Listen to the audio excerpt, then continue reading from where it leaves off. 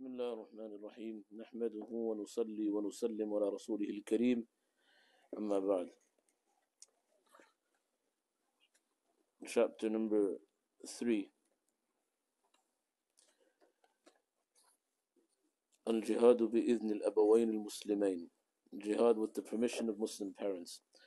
عن عبد الله بن عمرو رضي الله تعالى عنه قال رجل للنبي صلى الله عليه وسلم أجاهد قال لك أبوان قال نعم قال ففيهما فجاهد.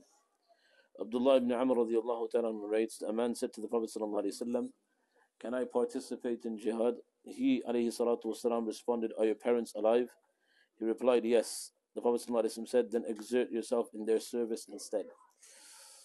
Abdullah ibn Amr radiallahu ta'ala anhu narrates the second hadith, جاء رجل النبي صلى الله عليه وسلم يبايعه على الهجرة فترك أبويه يبقيان قال ارجع إليهما فأضحكهما كما أبكيتهما. That a man came to the Prophet ﷺ to pledge allegiance to migrate and left his parents crying. He ﷺ said, return to them and make them laugh just as you made them cry.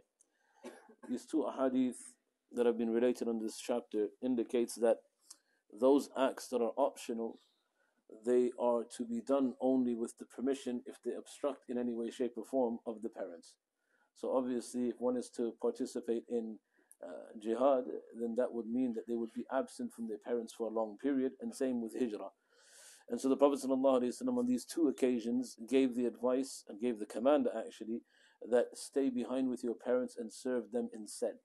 The shurrah and commentators of hadith mentioned that this is the case when the act of both the jihad and hijrah were optional, meaning it's a communal obligation, so if some people were participating in it, then the rest were absolved from it. If it was an individual obligation, then that would take precedence, and one would then go without the parents' permission. So what that tells us is that in terms of optional worship, the fard and the obligation of duty to the parents takes precedence. So the dutifulness and being good to one's parents is fard, and engaging in these two worship, in this case in jihad on an optional basis, is nafil. And so nafil cannot supersede a fard act. We're just going to read one more chapter inshallah, just so that we can get much more done. The next chapter, chapter 4, the person whose sustenance is expanded due to maintaining ties of kinship, and the greatest family tie is the bond of parents. Once again in this chapter there are two hadith. I'm going to mention the hadith and then explain. Anas ibn Malik radiallahu ta'ala anhu, he relates, أن رسول الله صلى الله عليه وسلم قال من أحب أن يبسط له في رزقه وينسأ له في أثره فليصل رحمه. Anas ibn Malik radiallahu ta'ala anhu narrates that Allah's Messenger sallallahu alaihi wasallam said, whoever desires for his sustenance to be expanded and his life to be prolonged should maintain his ties of kinship. And the second hadith, which is the objective of the chapter, also from Anas ibn Malik, that قال رسول الله صلى الله عليه وسلم, the Messenger sallallahu alaihi wasallam said, من أحب أن يمد له في عمره ويزاد له في رزقه فليبر والديه. Whosoever desires for his life to be lengthened and sustenance to be increased should be dutiful to his parents. Now quickly explaining this, that there are two hadith mentioned under this chapter. One is generic of maintaining ties with family. So just blood relations, to keep ties with them. The Prophet ﷺ said that has two benefits. Number one, one's sustenance is increased and one's lifespan is prolonged. Okay, and the objective of the chapter is the second hadith, where Imam Bukhari rahmatullahi alayhi is establishing that number one, enjoining goodness with relations is encouraged, and the best form of relation that you can enjoin is your parents.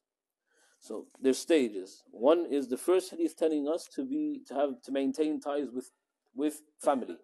And from your family, what's the highest degree of relationship? With your parents. So the second hadith is the objective, where the Prophet ﷺ says, from Anas ibn Malik radiallahu ta'ala, that whoever maintains relations, good relations with their parents, two benefits. One is that one's sustenance, risk, is increased, and second, one's lifespan is prolonged. Now, what does that actually mean? And there are two opinions. The first opinion is that this is literal. This is as it's said, meaning your actual life is increased and your actually risk is increased. And this is the opinion of Shaykh al-Islam Ibn Taymiyyah rahimahullah.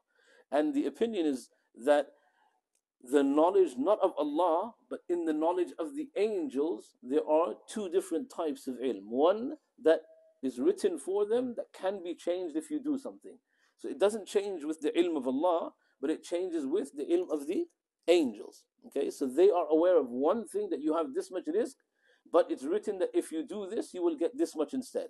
So this is literal according to Shaykh al-Islam Ibn Taymiyyah rahimahullah, that if a person enjoins good with family, especially his parents, then a person's sustenance is increased and a person's lifespan is prolonged as well. And the second opinion, which is the opinion of Imam Nawawi and others, is that this is not literal but figurative. What that means is that your life has barakah inside there. Your rizq has barakah inside there. So what you're able to accomplish in 60 years, others can't accomplish in 120 years. What you're able to accomplish with a small amount of risk, people who have much more are more frustrated with what they have than what you have. Allah subhanahu wa ta'ala puts barakah inside there. That number one, it's a literal understanding, and this is an opinion of some scholars, and number two, it's a figurative understanding. Whichever way it is, literal or figurative, there is immense benefit inside there.